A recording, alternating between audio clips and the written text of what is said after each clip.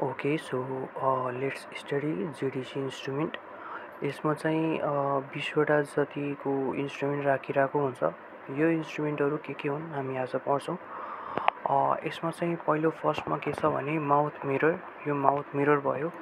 पहिला चिन्ह खोजौँ, त्यसपछि अर्को भिडियोमा चाहिँ मैले यसको युजेजहरू के छ अनि युजेज भयो अनि जिएमटी जसरी यिनीहरूको साइड डिटर्मिनेसनहरू भयो, यो चाहिँ मैले हालिदिन्छु।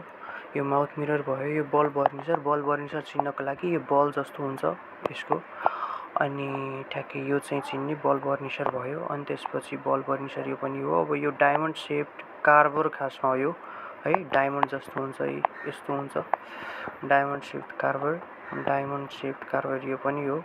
यो राउन्ड कन्डेन्सर कसरी बुझ्ने भने यो राउन्ड हुन्छ, यो खासमा यो यसरी अर्को माथि देखाउँदा यी राउन्ड रहेछ यसको। यो राउन्ड चाहिँ त निब चाहिँ यसको राउन्ड हुन्छ, अनि त्यो चाहिँ याद राख्ने।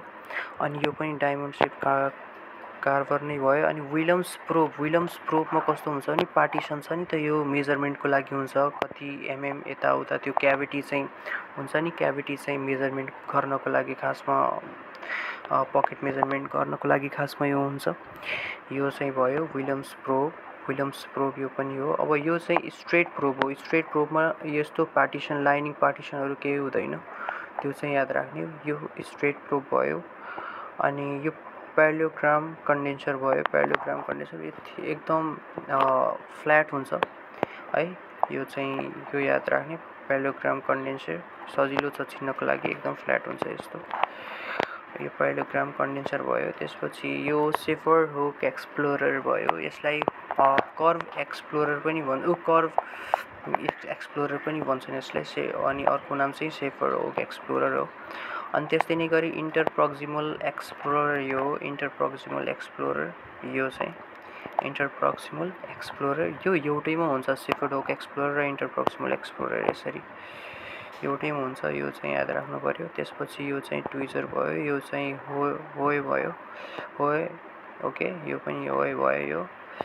त्यसपछि यो होए भयो। यो मिजियल जिएमटी जिन्जाइबल मार्जिनल ट्रिमर हो, यो खासमा जिएमटीको फुल फर्म। यो मिजियल जिएमटी भयो। र मिजियल जिएमटी र के हुन्छ एउटा डिजिटल जिएमटी हुन्छ है, मैले रोक्न देखाउँछु। यो डिजिटल जिएमटी हो। यो कसरी डिफ्रेन्सिएट गर्ने मिजियल हो कि डिजिटल हो, यो चाहिँ मैले अर्को भिडियोमा यसलाई मैले बनाइदिन्छु। मिजियल र डिजिटल जिएमटी चाहिँ कसरी छुट्याउने, कुन लेफ्ट साइडको कुन राइट साइडको कसरी पत्ता लगाउने, यो चाहिँ मैले एकचोटि एउटा यसको भिडियो बनाइदिन्छु। त्यसपछि होल इन ब्याक कार्भर र वार्ड्स कार्भरमा एकदम धेरै कन्फ्युजन छन्, एकदम धेरै। यो होल इन ब्याक र यो वार्ड्स कार्भर हो। यो होल इन ब्याक कार्भर पाथ जस्तो हुन्छ, लिफ लाइक स्ट्रक्चर याद राखिराख्ने, पाथ जस्तो हुन्छ होल इन ब्याक कार्भर, यो याद राख्ने। तर कस्तो हुन्छ नि वार्ड्स कार्भर कस्तो हुन्छ, वार्ड्स कार्भर चाहिँ अलि सिधा हुन्छ र पाथ जस्तो हुँदैन, यो याद राख्ने। अर्को कुरा चाहिँ दोस्रो कुरा चाहिँ कसरी डिफ्रेन्सिएट गर्न सकिन्छ भने यो एङ्गल चाहिँ तिमीले एङ्गल चाहिँ जुन छ यसको एङ्गल जुन छ नि, यसको र यसको एङ्गल, यो दुईटाको एङ्गल अलिक थोरै हुन्छ र यसको चाहिँ के हुन्छ एङ्गल अलिक बढी हुन्छ, यसको र यसको एङ्गल अलिक बढी हुन्छ, त्यो भयो। त्यसपछि यो होल इन ब्याक कार्भर नै भयो, वार्ड्स कार्भर होल इन ब्याक कार्भर भयो। यो लिफ लाइक स्ट्रक्चर मैले भने यो होल इन ब्याक कार्भर छुट्याउनुको लागि है। त्यसपछि यो स्पुन एक्सकभेटर यो चाहिँ क्यारियस लिसनहरू निकाल्नको लागि स्पुन जस्तै हुन्छ, यहाँ भित्र हेऱ्यो भने एकदम निकाल्न मिल्ने त्यो हुन्छ नि, क्यारिजहरू निकाल्न सक्ने वाला टाइपको फिल हुन्छ, तिमीले थाहा पाइहाल्छौ हेर्ने बित्तिकै। स्पुन एक्सकभेटर यसरी छ, यसरी हुन्छ। अनि त्यसपछि यो व्याक्स स्प्याचुला हो। व्याक्स स्प्याचुला थाहा नै होला सबैलाई, व्याक्स स्प्याचुला फर्स्ट इयरदेखि नै युज गरेर आइरहेछौँ हामी। त्यसपछि यो प्लास्टिक फिलिङ इन्स्ट्रुमेन्ट भयो। प्लास्टिक फिलिङ इन्स्ट्रुमेन्ट यो भयो। प्लास्टिक फिलिङ इन्स्ट्रुमेन्ट यस्तो हुन्छ हेर है, एउटातिर फ्ल्याट हुन्छ र अर्कोतिर कस्तो हुन्छ लाइक राउन्ड हुन्छ, याद राख्ने। एउटातिर फ्ल्याट हुन्छ र अर्कोतिर राउन्ड हुन्छ, यो याद राख्ने। जसरी यो है, एउटातिर फ्ल्याट छ भने एउटातिर राउन्ड छ है, प्लास्टिक फिलिङ इन्स्ट्रुमेन्ट यो याद राख्ने। अनि इनामेल ह्याचेट इनामेल ह्याचेट र जिएमटीमा धेरै कन्फ्युज हुन्छन्। इनामेल ह्याचेट र जिएमटीमा इनामेल ह्याचेट हेर न एकदम स्ट्रेट छ इनामेल ह्याचेट, तर जिएमटीमा गयो भने कस्तो छ देखाउँछु मैले। जिएमटीमा कस्तो छ भने कस्तो त्यो छ नि त, लाइक थोरै कर्भ छ जिएमटी र त्यो स्ट्रेट थियो, त्यो चाहिँ याद राख्ने। अनि त्यसपछि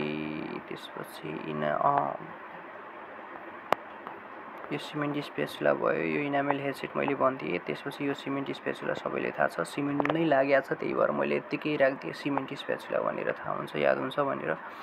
अनि यो चाहिँ चिजल हो, यो मसँग इन्स्ट्रुमेन्ट थिएन, हराइसकेको थियो, त्यही भएर मैले यो फोटोबाट नि तानेको। यो चिजल भयो है।